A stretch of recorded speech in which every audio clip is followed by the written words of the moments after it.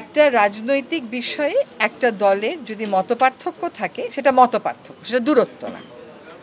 তো এর আগে অন্যান্য বড় বড় রাজনৈতিক দলও তো অনেক বিষয়ে প্রস্তাবনায় ঐক্যের অনেক বিষয়ে তাদের মতামত দিয়েছে, সেখানে ঐক্যমত কমিশন থেকে বা ওই যে 6টা সংশ্লিষ্ট কমিশন ছিল তাদের সুপারিশ সাথে তারা অনেক ক্ষেত্রেই একমত হয় নাই। এখনও যেখানে তারা স্বাক্ষর করেছেন সেখানেও কেউ কেউ নোট অফ ডিসেন্ট দিয়েছে। তো এগুলো তো গণতান্ত্রিক প্রক্রিয়া। আপনারা যদি প্লাস্টিক আইনটা দেখেন, আজকে 6 বছর যাবৎ লাগাতার চেষ্টা করা হচ্ছে কিন্তু একটা প্লাস্টিক কনভেনশন হচ্ছে না। এই জন্য কি বলবো জাতিসংঘভুক্ত দেশগুলো একজনের সাথে একজনের দূরত্ব হয়ে গেছে? তা তো না। এটা হচ্ছে একটা মতানৈক্য থাকতেই পারে। এটা ঐক্যমত কমিশনকে বলা হয়েছে তারা কতগুলো পসিবল অপশন দেবে।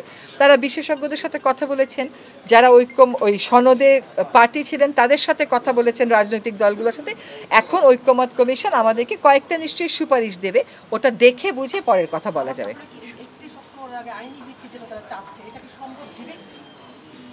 এটা নিয়ে তো আলোচনা হইতে হবে, এটা তো আমি বলতে পারবো না যে দিবে কিনা। এই ঐক্যটা ঐক্যমত কমিশনে হতে হবে।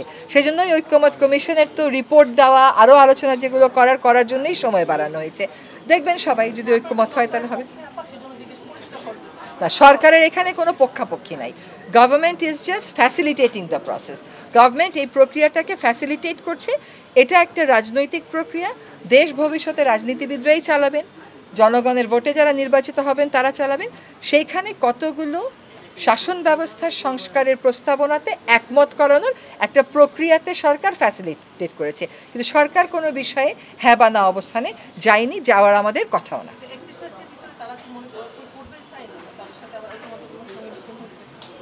তাদের সাথে যেমন তারাও আমাদের সাথে কথা বলবেন, বা আমাদের সাথে তো না, ঐক্যমত কমিশনের সাথে কথা বলবেন। ঐক্যমত কমিশন এবং তারা মিলে যদি প্রস্তাবনা তাদের মতন করে ঢুকাতে পারেন তখন হয়তো তারা সাইন করবেন।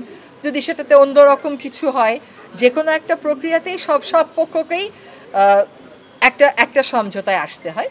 তো সময় যেহেতু বাড়ানো হয়েছে, আমি আশাবাদী যে ভালো কিছু হবে ইনশাআল্লাহ। শিয়া বাটার ও ভিটামিন ই সমৃদ্ধ লিলি বিউটি সোপ, তারুণ্যময় উজ্জ্বল ত্বকের জন্য। রিমার্ক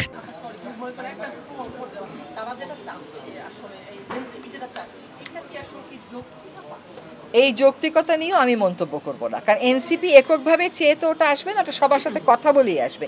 যখন সকল রাজনৈতিক ফোর্স এক হয়ে কোনো একটা বিষয়ে একমত হয়, সেইটাকে আমি সঠিক বা বেঠিক কেমন করে বলবো? যে রাজনৈতিক প্রক্রিয়াতে রাজনৈতিক শক্তিগুলো যদি একমত পোষণ করে তাহলে এটা তাদের ঐক্য ধরে নিয়ে আমরা সঠিক ধরে নেব। এখানে সরকার সঠিক বা বেঠিক বলবে না। অনেকে বলছে এই ইস্যুগুলো নিয়ে ইস্যুগুলো তৈরি করা হচ্ছে যাতে নির্বাচন পিছিয়ে যায় বা না হয়। শোনেন, আপনি ধরেন অনেক বছর তো নির্বাচন সেরকমভাবে হয়নি। আপনারা ভুলে গেছেন যে নির্বাচনের আগে দলগুলোর মধ্যে সবসময় নানান বিষয় নিয়ে এই ধরনের কথাবার্তা হয়। যেমন ধরেন একটা আসন যদি পুনর্বণ্টন করে, আসনের সীমানা বাড়ায়, এটা নিয়েও হাইকোর্টে গিয়ে মামলা হয়, কোনো সময় স্টেই হয়। তার জন্য কি নির্বাচন বানচাল হয়ে যায়? নির্বাচন স্থগিত থাকে? একটা রাজনৈতিক প্রক্রিয়াতে ও যা বলবে আপনারা সবাই একসাথে হ্যাঁ বলবেন, বা আপনি যা বলবেন এনারা সবাই একসাথে হ্যাঁ বলবে? তা তো হবে না। হ্যাঁ নার মধ্যেই তো রাজনৈতিক প্রক্রিয়া। তাই তো গণতন্ত্র কেন একটা দল হারে আরেকটা দল জিতে? কারণ কিছু মানুষ না করে বলি একজন হারে, কিছু মানুষ হ্যাঁ করে বলি একজন জিতে। So it's a political process. এটার সাথে অন্য আর কোনো কিছুকে মিলানোর আমরা কোনো সুযোগ দেখি না।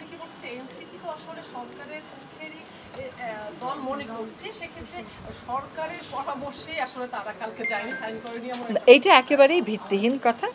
বাংলাদেশে না ষড়যন্ত্র তত্ত্ব বলে একটা তত্ত্ব মোটামুটি প্রতিষ্ঠিত, এবং সরকার যেখানে সরকার প্রধান ওই রকম বৈরী আবহাওয়ায় দাঁড়িয়ে বসে স্বাক্ষর করেছেন, সেখানে সরকার এই জাতীয় পরামর্শ দিবে এর ন্যূনতম প্রমাণও তো কেউ দাঁড়ি করাতে পারবে না।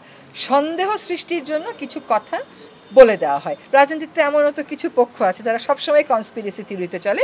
এটা একটা কনস্পিরেসি থিওরি বাদে আর কোনো কিছু না। হ্যাঁ, সেটা হচ্ছে যে 1 নভেম্বর থেকে খুলে দেওয়া হচ্ছে 2 মাসের জন্য রাতে তো থাকার ব্যবস্থা নেই, ইতিমধ্যে বলেছেন আমাদের। কে বলেছে? নাইট স্টে ব্যবস্থা বিমান থেকে সেদিন আমাদেরকে একটা প্রেস। আচ্ছা, এখন বিমান আসলে ওই বিষয়ে প্রেস কনফারেন্স করেনি আপনাদের সাথে, বিমান ট্যুরিজম বিষয়ে করেছে। শোনে, সেন্ট মার্টিন কখনো বন্ধ না, ব্যাপারটা বুঝবেন। This is the wrong question to ask. আপনি এখন যান সেন্ট মার্টিনের, প্রবলেম কি? কেউ তো মানা করছে না আপনাকে, কিন্তু কথা হচ্ছে যে যেই 4টা মাস সেন্ট মার্টিনে পর্যটন চলে সেই 4টা মাসে আমরা কিছু নিয়ন্ত্রণ দিয়েছি পর্যটনের উপরে।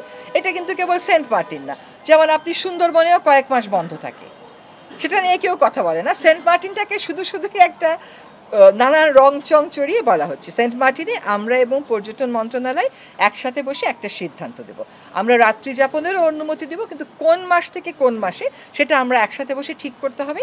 কারণ এবারের রেগুলেশনটা যেমন ট্যুরিজম মিনিস্ট্রি টিকেটিংটা রেগুলেট করবে, তাদের ওই অ্যাপটা প্রস্তুত হবে, তারপরে এই সিদ্ধান্তটা আমরা দিতে পারবো। থ্যাংক